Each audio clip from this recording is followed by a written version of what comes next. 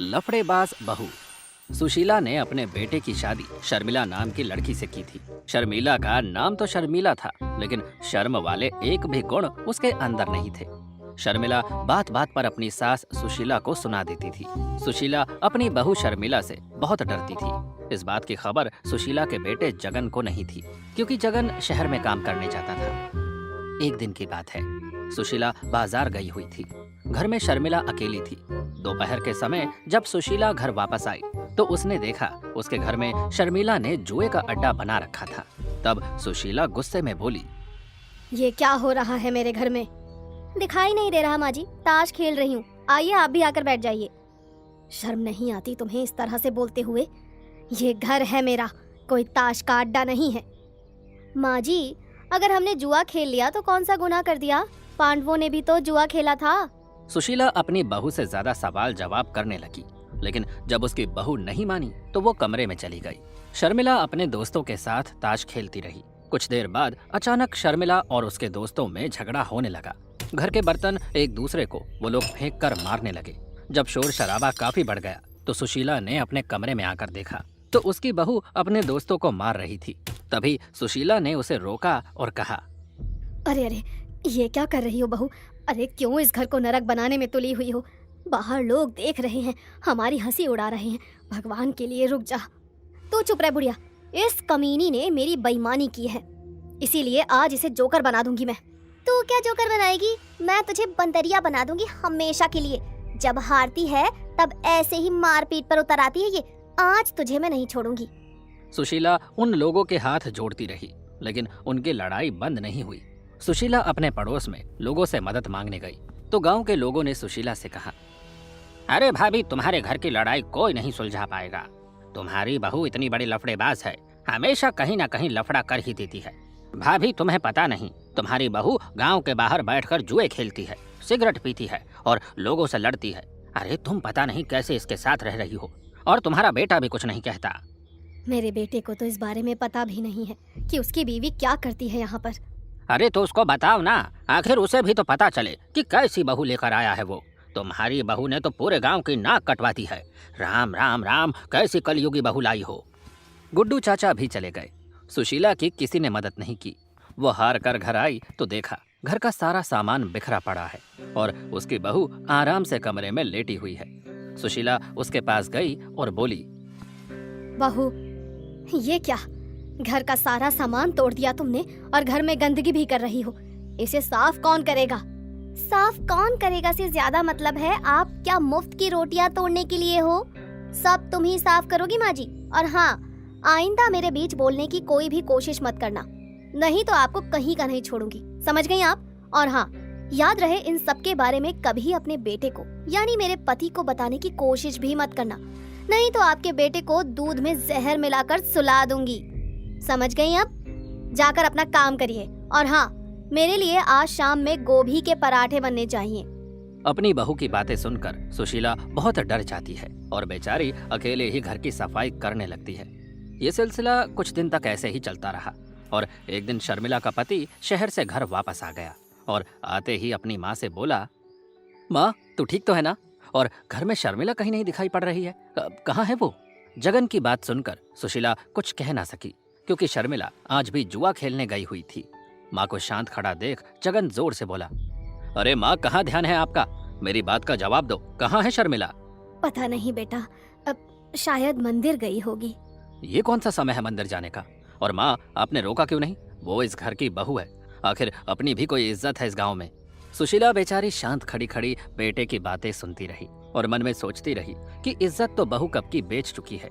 तभी शर्मिला उसी समय घर में आई और अपने पति को देखकर डर गई।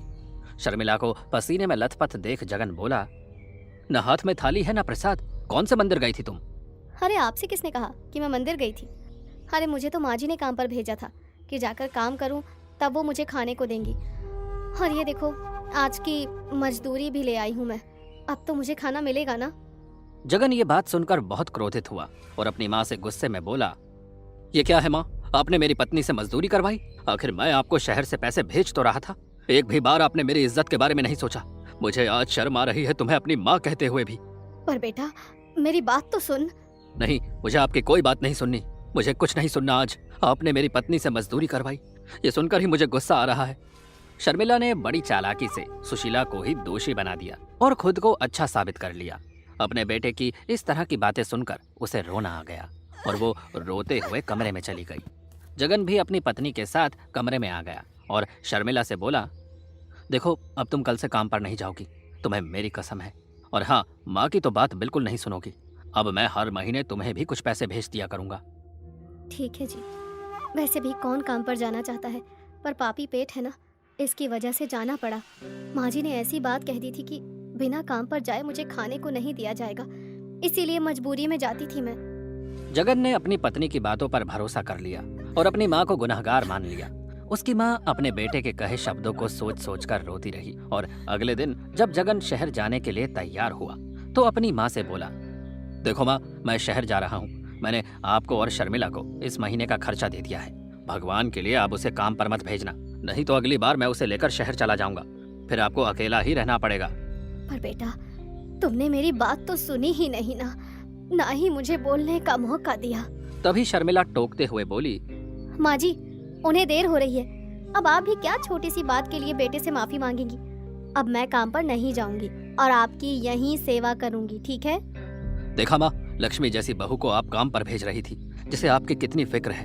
अच्छा, अब मैं चलता हूँ। ये कहकर जगन शहर के लिए निकल गया। जगन के जाते ही शर्मिला ने अपनी शर्म का चोला उतारा और अपनी माँ के हाथों को मरोड़ते हुए बोली, देख बुढ़िया, मैं वो बला हूँ जो शीशे से पत्थर को तोड़ती हूँ। मैंने पल में ही तेरे बेटे को उसकी नजरों में गिरा दिया। अब तू मेरी बात ध्यान से सुन। आज से तू काम पर जाएगी, तभी तुझे खाना मिलेगा और यहाँ मैं बैठकर ऐश करूंगी और जुआ खेलूंगी, समझ गई? सुशीला बेचारी अपनी बहू के आगे मजबूर पड़ चुकी थी, क्योंकि अब उसका अपना बेटा भी उस पर यकीन नहीं कर रहा था। मजबूरी में सुशीला मजदूरी करने गांव-गांव जाने लगी और शर्मिला इधर घर में कहीं जुआ खेलती तो कहीं गांव के ही लोगों से झगड़ा करती रही। यही अब सुशीला के घर में रह गया था। एक दिन की बात है, सुशीला काम पर गई हुई थी। तभी शर्मिला गांव में सब्जी लेने के लिए निकली थी और एक सब्जी वाले के पास गई और कुछ सब्जियां मांगी तो सब्जी वाले ने कहा, अरे तुम्हें मैं सब्जी नहीं दे सकता, तुम तो वही हो ना जो बात बात पर लफड़ा कर देती हो। जाओ जाओ, आगे जाओ यहाँ से। अरे क्यों आगे जाऊं मैं? क्या मैं तुझसे फ्री में सब्जी ले रही हूँ? और ये ले तेरे पैसे और सब्जी दे मुझे। मैडम देखो, मैंने आपसे कह दिया है कि मुझे आपको सब्जी नहीं देना, मतलब नहीं देना। तू तो क्या, तेरा बाप भी देगा सब्जी और साथ में अपने पैसे भी देगा। रुक, बताती हूँ अभी। शर्मिला ने अपना पर्स उस सब्जी वाले की तरफ फेंक दिया और जोर जोर से चिल्लाने लगी, चोर चोर, इस सब्जी वाले ने मेरा पर्स चुरा लिया, कोई मेरी मदद करो। कुछ लोग वहाँ आ गए और सब्जी वाले से बोले, क्यों रे दिन दहाड़े डाका डाल रहा है? मैडम का पर्स वापस कर दे, नहीं तो मुंह फोड़ दूंगा तेरा। अरे भैया, क्या गांव में नए नए आए हो है जो इस मैडम को जानते नहीं? अरे ये बहुत बड़ी लफड़ेबाज है, इससे बचकर रहो नहीं तो तुम्हें भी बेच खाएगी। हाँ, क्या बोला बे? मैं लफड़ेबाज हूँ? रुक, तुझे अभी बताती हूँ मैं। इतना कहते ही शर्मिला पागलों की तरह भरे बाजार में सब्जी वाले को कूटने लगी और उसे भूसे की तरह कूट के रख दिया। उसके पैसे भी छीन लिए और सब्जी भी लेकर आ गई। उसकी इस हरकत ने पूरे गांव में दहशत सी फैला दी थी।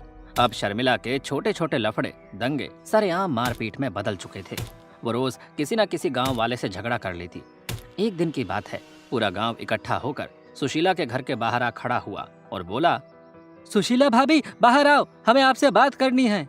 सुशीला फटे पुराने कपड़ों में बाहर आई और हाथ जोड़ते हुए बोली, मैं जानती हूँ आप लोग मेरी बहू की शिकायत लेकर आए हैं, लेकिन मैं खुद अपनी बहू से परेशान हूँ, आपकी कोई मदद नहीं कर सकती हूँ। गांव के लोग बोले, अरे लेकिन भाभी आप उसे समझाओ, कम से कम आपकी बहू है वो आपका बेटा भी क्या कुछ नहीं कर रहा है। अरे कैसा नकारा बेटा है आपका, उसे तो डूब मर जाना चाहिए। तभी शर्मिला भी आ गई। तुम लोगों के कानों में हड़ताल है क्या?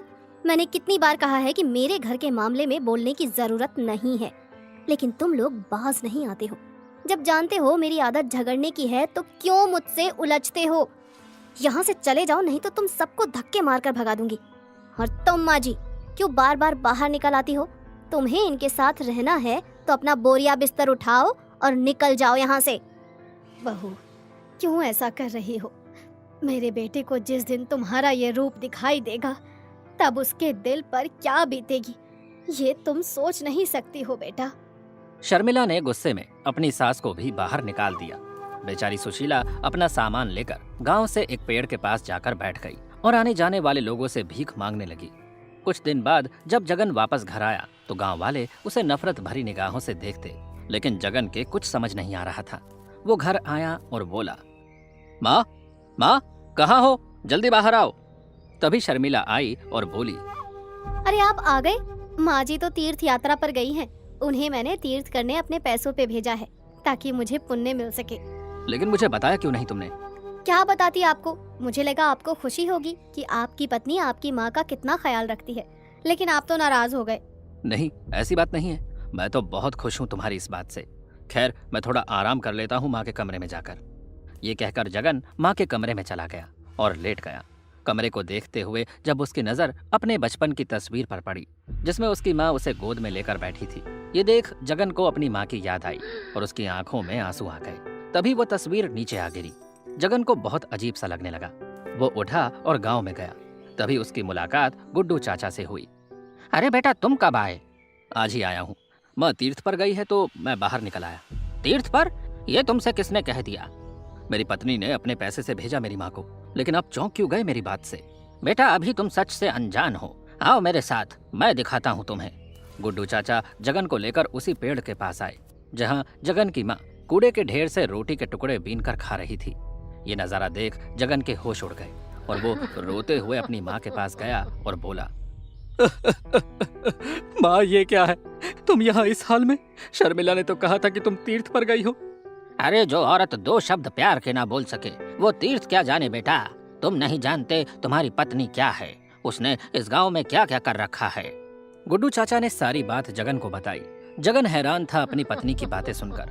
उसने अपनी माँ को गले से लगाया और माफी मांगते हुए बोला, माँ मुझे माफ कर दे, मैंने उस दिन तेरी बात नहीं सुनी। लेकिन माँ अब तुझे और कष्ट नहीं सहने पड़ेंगे, चल मेरे साथ।